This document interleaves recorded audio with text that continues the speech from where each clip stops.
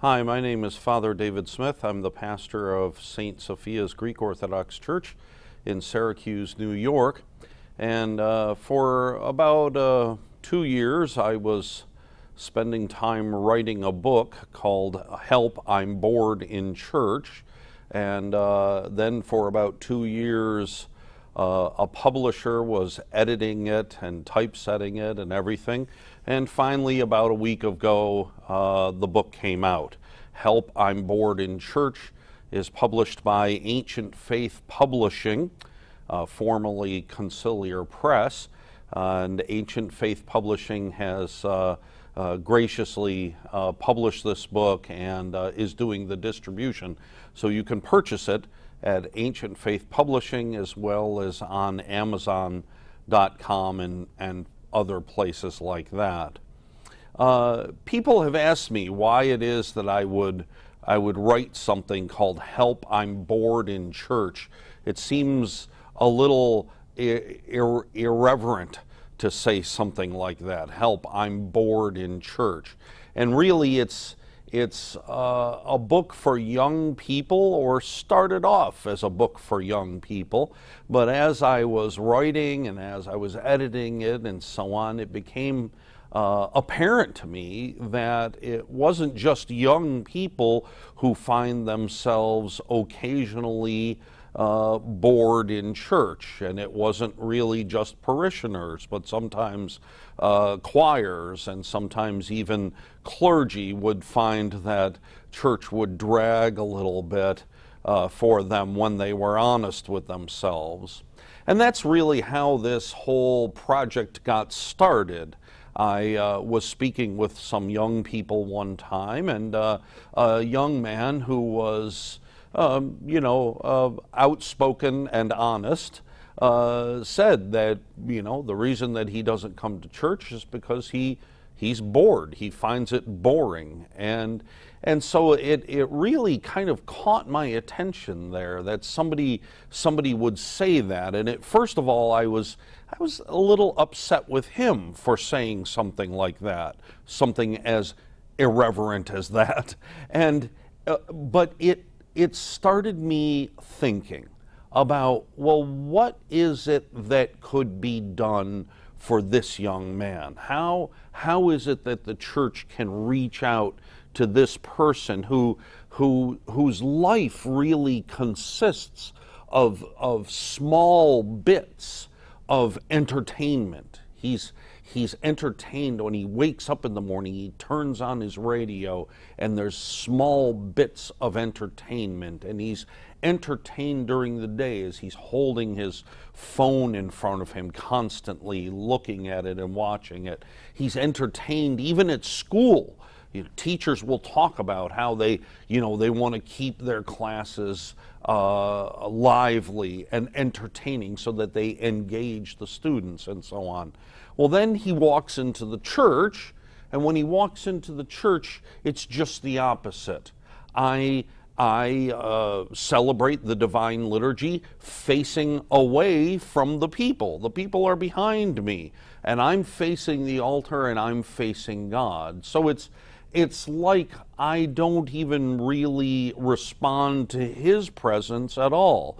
My interest is in God's presence there. So I'm not entertaining him. I'm not trying to reach out to him and keep him engaged in what's going on in the church and so on.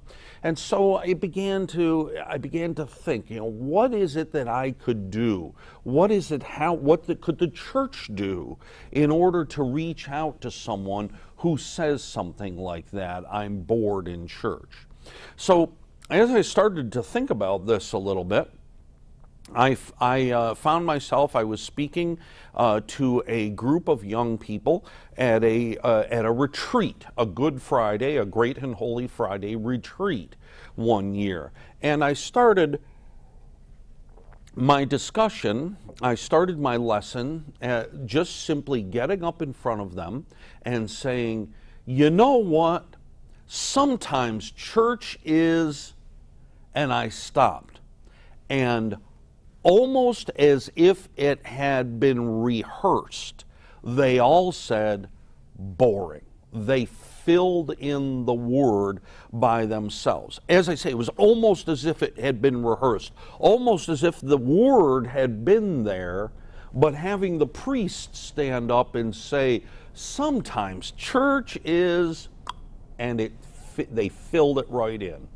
That's when I really began to say, well, I'm not just talking about one young man who happens to be outspoken, who maybe happens to be overstimulated during the day and walks into church and finds it boring. We're not talking about that. We're talking about maybe large groups of people, maybe most of the young people, maybe most of the older people, maybe every single person who's in the church on a particular Sunday at some point along the way feels themselves to be a little bit bored. And so my first reaction to this was to think, what can the church do to help? What can the church do to reach out to these people? And so I began, my book began with actually chapter 8. In chapter 8, I give, I think it's 5 ways of serving the church. Or maybe 4 ways, I can't remember now. But anyway, it's a number of ways of serving the church. And so I would urge people, especially the young people, sing in the choir, serve as an altar server, learn to be a chanter, learn to be a reader in the church, or perhaps help out in some other way. Help in the Sunday school, teaching the little kids Sunday school and things like this. Do something in the church that will help you to feel like you're part of it, like it's interesting to you, it's something that you look forward to. But here's the problem with that. Well, there's a couple problems with it. But the number one problem is that what I am automatically assuming is that it's the problem of the church that you're bored. It's the problem of the church that the young people say, nah, we're bored. We're not interested in coming to church because it's boring. So then I instantly say, oh man, I get excited, I get nervous. What am I going to do? What am I going to do to win these people back? And the other thing is that people don't always want to do that. I say to them, you should sing in the choir. It would be better if you would sing in the choir. So maybe they go and they sing in the choir. So they're standing up there in the balcony and they're singing a little bit, but maybe they don't like singing. And maybe when they sing, when they stop singing rather, they're talking with each other and they're milling around and they're drinking water and they're eating candy and they're up there doing things that really mean that they're not even part of the church anymore. Why don't you teach Sunday school? Well, what does that mean? That means that some people come a little late to church in order to just fulfill the commitment they've made to teaching Sunday school. But it doesn't do anything in terms of their soul, in terms of their spirit. What we've done, what I was planning to do, I should say, because it's really my fault. What I was planning to do was just come up with something that they could do, some action for them that might make coming to church a little more palatable. The more I thought about that, the less I liked that approach.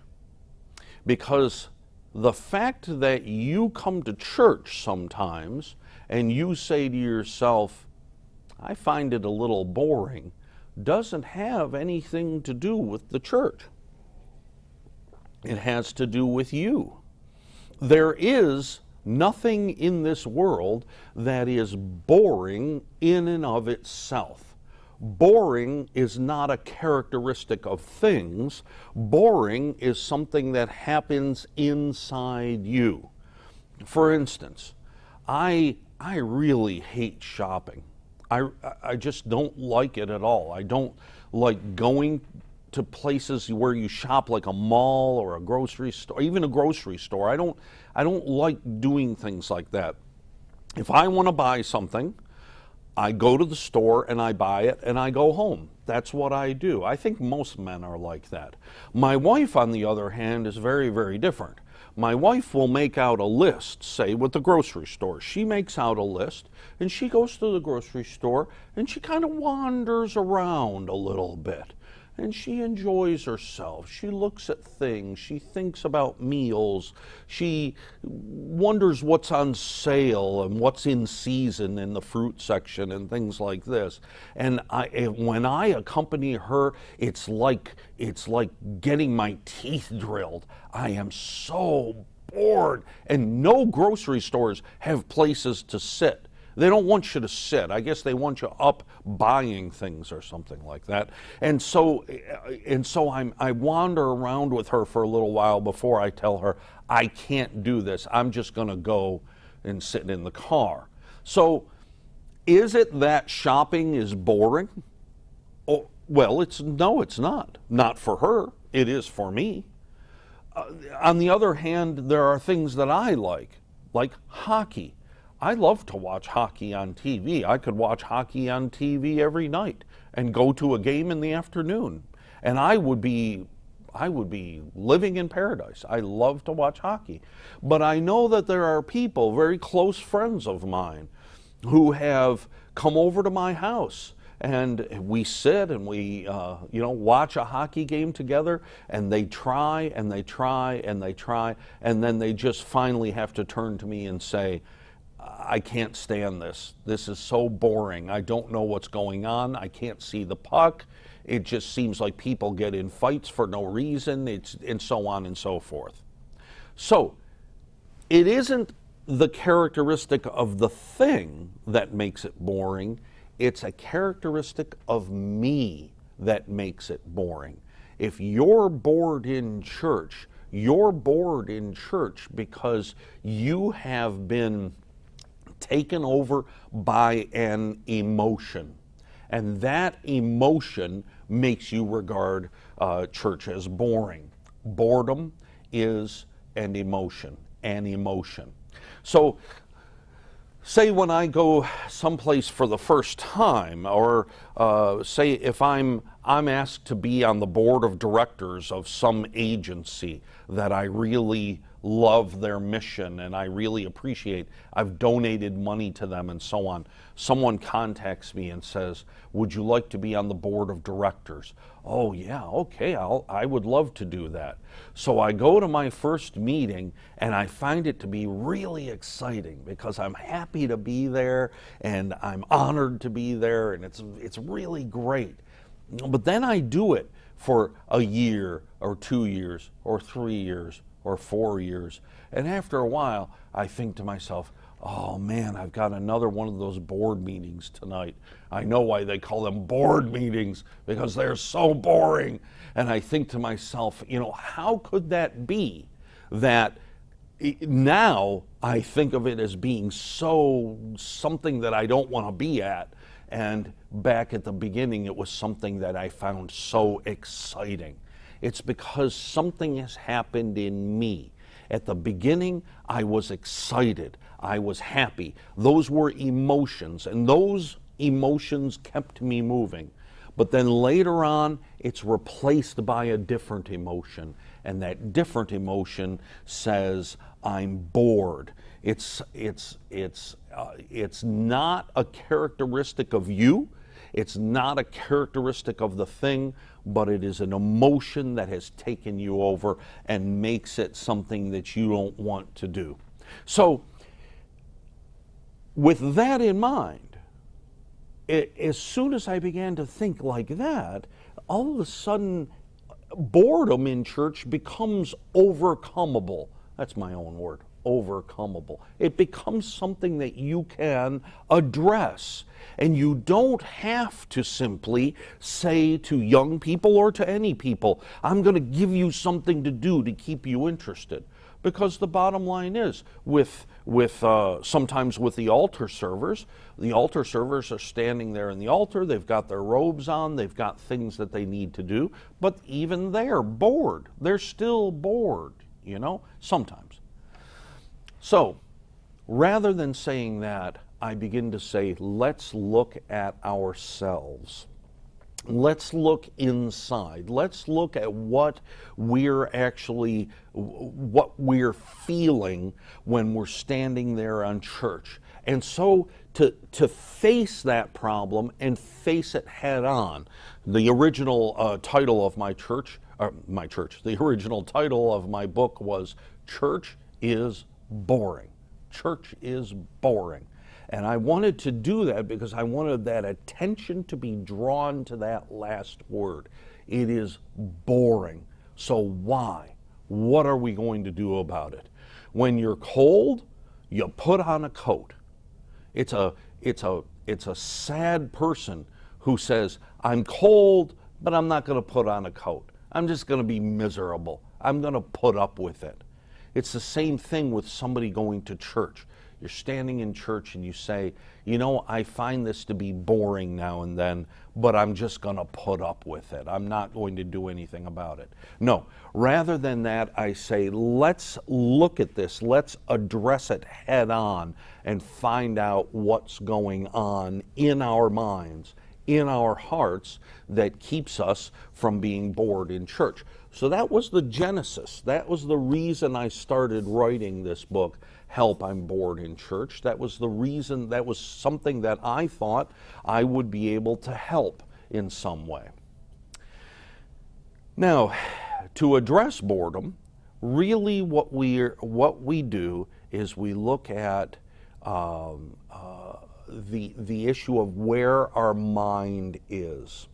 Now, this is something that if you read the ancient fathers of the church, the early theologians of the church, the Desert Fathers, and some of the early writers of Christian theology, they will talk about nepsis. They'll talk about watchfulness. They'll talk about where is it that you put your mind? How do you use your mind? Where do you allow your mind to wander? Because what I found in myself is that if I'm standing in church and I'm listening to what is going on, and I believe that what I'm seeing around me is the worship of the one true God, and I'm connected with the words, then I'm not bored. The time passes even more quickly than I would normally imagine. It seems to go by.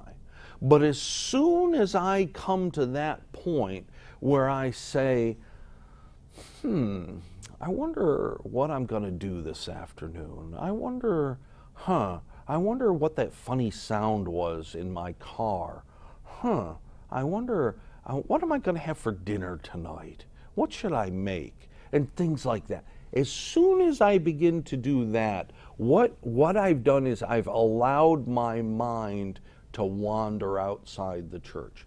And when your mind wanders outside the church, very, very difficult to get it to come back.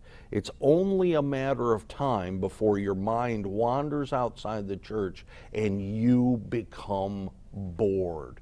You become bored when you think that time is slipping away from you for no good reason.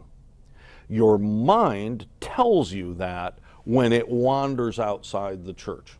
It goes outside and it says, you know, I'm out here having a good time.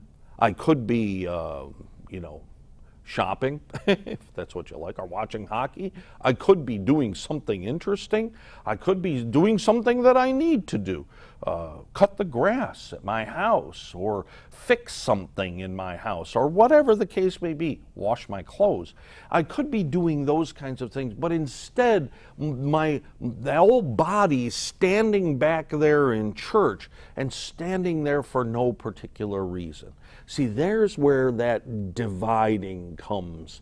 Your mind divides into two parts, and part of it goes off and begins to wander around and doesn't want to come back. There are things out there that it believes are more interesting than what's happening in the church. I use the example of when I'm walking my dogs. I take my dogs for a walk with no leash. And there are a couple places I have where I can walk them through the woods, or we have one place where we walk on a golf course and everything. And the dogs really listen to me most of the time, so I don't really need to have them on a leash. They don't bother other people, they don't bother other dogs, they just do their thing. But one time we were walking through the woods, and the dogs found a dead deer. I've never seen that before. I don't know where deer go to die, but they've never gone any place where I've seen them. But it was the first time in my life I've seen there was a dead deer laying some distance off of the trail. And as we're going along, as I'm going along, I could see that the dogs weren't following me anymore. So I had to go back and to try to get them to pull them away, come on, guys. And they would run toward me for a little while, but then they would go back. It was just too much for them. And then I would use my angry voice, get over here right now, or something like that. And they would say, uh-oh, we're in trouble now. And they would hurry over, but then it was too much, and they would go back. Eventually, I had to go over to where the deer was and take the two dogs and take them away. And we continued up the trail. We actually turned around and came back, and they remembered that it was there, and I had to go through the same thing again. Your mind does that same thing. Your mind is standing in church in the worship of the one true God, in the beauty of holiness. And this magnificent thing that's happening around it becomes less interesting to you than the equivalent of a dead deer laying outside the church on the lawn. And your mind goes out and begins to think about those other things, which I'm using metaphorically, a dead deer, right? It goes out and it begins to think about other things and do other things. And you call it back. The heart calls it back. Come on back. Come back to the worship of God. Come back and allow the Holy Spirit to fill you. Come back and allow the image of God within you that has been broken to be repaired. Come on back. And the mind says, no, I don't want to. I found something that is just too interesting, and I want to stay, and I want to mess around with that. I don't know how to describe what my dogs were doing. They weren't really eating the deer. They weren't chewing on it or anything, but they just couldn't pull themselves away. And the same thing with the mind. It's looking at other things, and it says, I can't pull myself away. And so we become bored. We become bored because of our inability to keep our mind focused on what's happening there in the church, to keep our mind focused on what's happening around us. Well, I hope that you'll get a chance someday to take a look at Help, I'm Bored in Church. I've described a little bit of the sort of foundation of what I was thinking when I started to write this book, but I haven't given any of it away. So don't think that you've heard everything that there is in the book and you don't need to read it. No, there's still a lot there that I think you will benefit from and that you will enjoy. And so I've enjoyed our time together here, and I hope that you'll come and join us again.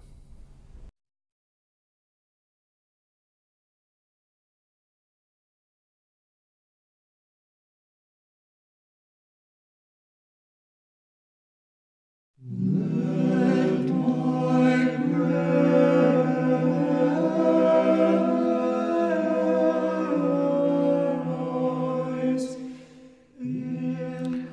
this is a museum which traces the path of Orthodoxy, the journey of Orthodoxy to America.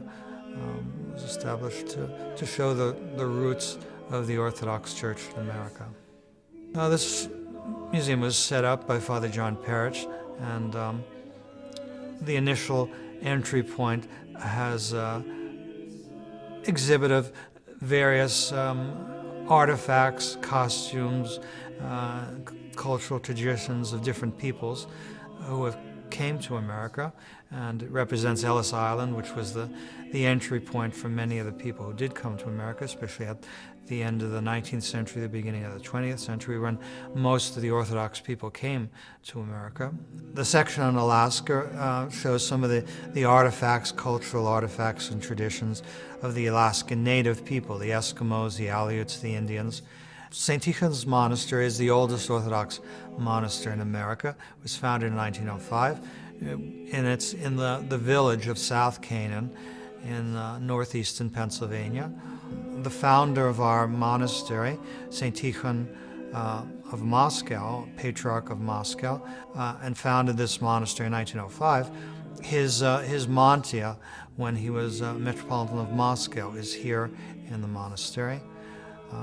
Similarly, we have vestments from St. Nikolai of Zicha, the Serbian bishop who was rector of the seminary. The section on showing the celebration of the Lenten Holy Supper prior to the celebration of the vigil service for the Nativity of our Lord Jesus Christ shows what a typical home in Carpatho Russia or in the Ukraine might look like prior to that Holy Supper meal, which a family would share together before going to church. If people are interested, and they're certainly welcome, we have this exhibit here because we want to share these things. The icon repository was built in 1995. It was a gift to the seminary by Mr. John Guzzi. It was built behind the old monastery bell tower. It's a collection of icons, 400 icons in it, the collection. Many from Russia, many from the 19th century, but there are also some from the 17th century, from the 18th century, and there are also from other countries, from Greece, Romania, Bulgaria, Yugoslavia. There are 2 icons from Syria, from Dalmatia. There's a Coptic icon. So it's quite a varied collection, and the oldest icon is from the 15th century. There are also 17th century, 18th century icons. One of the items in the exhibit is a gospel book that was given by the first Romanov Tsar, Michael, to a monastery for women in Russia, and that was dates back to 1636. And many non-Orthodox people have come to see the collection because they're interested in icons or liturgical works from those periods of times of those countries, and so they've come and visit the collection, and we're able to introduce them to the Orthodox faith. It's an impressive collection. We've had priests come from Russia, and they've been impressed. They said, other than in large state museums, there are very few places, even in Russia, where we have this concentration of icons. We've had classes from local universities and colleges, and even from high schools, the Russian studies classes or art classes. So it's a resource that people have come, and it's really an evangelical tool in that sense, that many non-Orthodox people have come to see the collection because they're interested in icons or liturgical works from those periods of times of those countries, and so they've come and visit the collection, and we're able to introduce them to the Orthodox faith. So it's best to make an appointment. One would want to come, and so we can arrange a time of mutual convenience so someone could show you the museum and explain things to you.